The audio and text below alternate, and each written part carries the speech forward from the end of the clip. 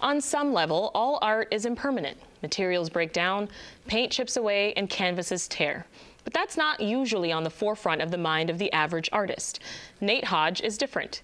The process he takes in painting is one of embracing change. Take a look and see for yourself as this artist lets us in on his process.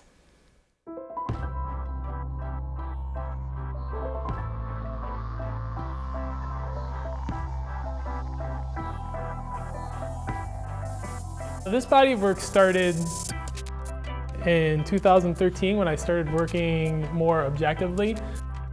A lot of the stuff that I'd been doing before was like post-impressionism, there was like some surrealism. All of it was kind of going in a bunch of different directions.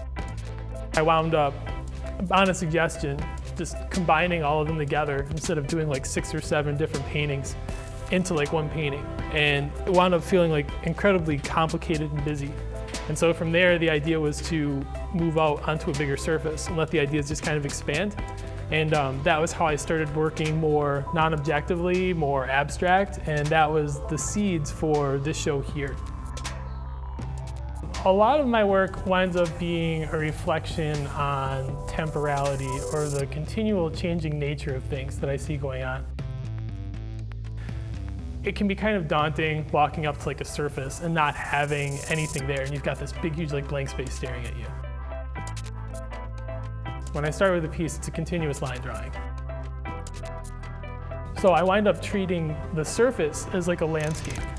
So my paintings start out with an initial mark, and then the next washes or series of marks after that are responses to the initial disturbance. And if I can go across the whole entire space, then I've pretty much done a painting. And I could, at any point, like walk away from it. But I want to go beyond that and push myself into areas where I'm uncomfortable, where I'm like forcing myself to really question, like, why did you just paint over that? I'm looking to have every piece that I walk away from be the one that's like, that's probably the best thing that I've done. I'm looking to get better every single time. That story originally aired on WXXI TV's Arts in Focus, a great way to connect to the arts community in Rochester. Joining me now is that award-winning artist you just saw. Nate Hodge is here. So is Jonathan Binstock, director at the Memorial Art Gallery. Welcome to the program. Now, Nate's latest work of art has taken him to the MAG. Jonathan, can you just tell us about Inhabited Space and why was Nate the choice to get the job done? We have a gallery called the Hurlbut Gallery. It resembles a corridor, perhaps, although it's a more accurately an intimate space for looking at works on paper and kind of getting close to the artwork. We decided that it would be exciting to fill the entire space with a painting, a site-specific painting. Nate came to mind because I saw his work on Atlantic Avenue near Couch Street, I believe. He was working on a mural for Wall Therapy, part of the Wall Therapy project here in Rochester. The mural, when I saw him begin it, it was okay. I wasn't sure what he was doing, but I did learn his name. I drove back a couple of weeks later and was absolutely blown away by what he had created.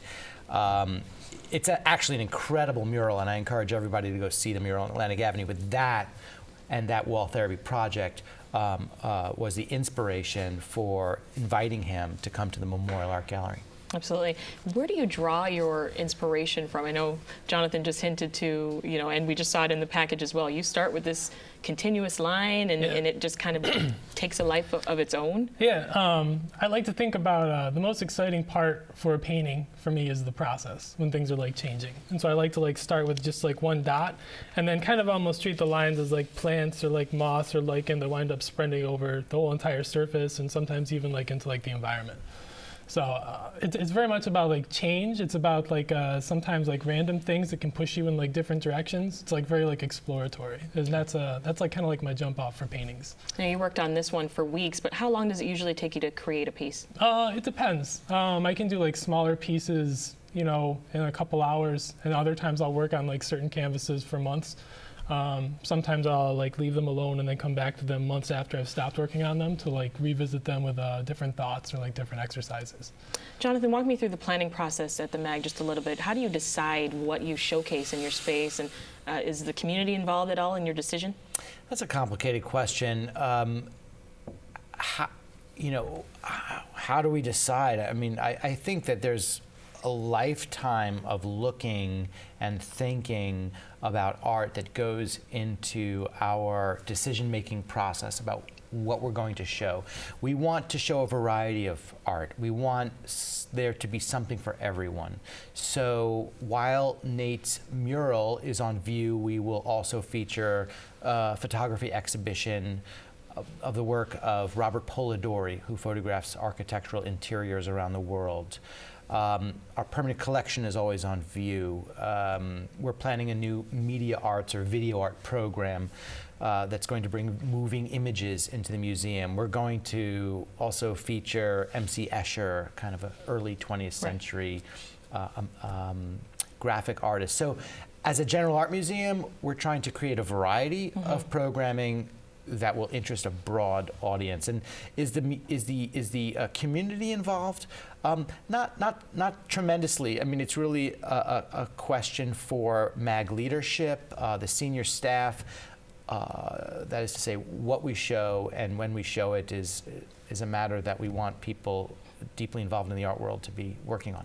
Absolutely. Nate, thinking about this mural and other projects that you've done in the past, how different was this, knowing that the audience was watching you while you worked? Yeah, that took a little bit of getting used to. Like working in public, sometimes you get used to like people like walking by and like saying stuff to you. But this was like a little bit more concentrated, where there were groups of like school kids that would like come through, and sometimes they'd have questions. And there was also like a cordoned section where people could only go like so far up to me. So like to a certain extent, that kind of threw me off like a little bit, because like when you're working on a piece, when you step up to a surface or like a canvas or a piece of paper, like I think about it as like a battle, and like in certain places the surface could win, like I could walk away from it not completing like what I set out to do. And so to have that unfold in front of like such a wide audience, and also have it unfold in the MAG where there's like, and we've got like works by like El Greco, we've got works by like international artists and like more like contemporary artists through like a huge span of centuries, and I'm doing something at the same time. It's a little bit more daunting than like, on like a street or like in like my own studio or something. So very quickly, Nate, where can we find your work? Tell me your website. My website is masiori.com, masiori.com. Thank you. A special thank you to my guests, Nate and Jonathan, for stopping by today. There's still time to quickly head over to the Memorial Art Gallery for the big reveal of the final product tonight. That goes until 9 o'clock. An opening party takes place on Saturday. All the details are on your screen. For more information, go to mag.rochester.edu.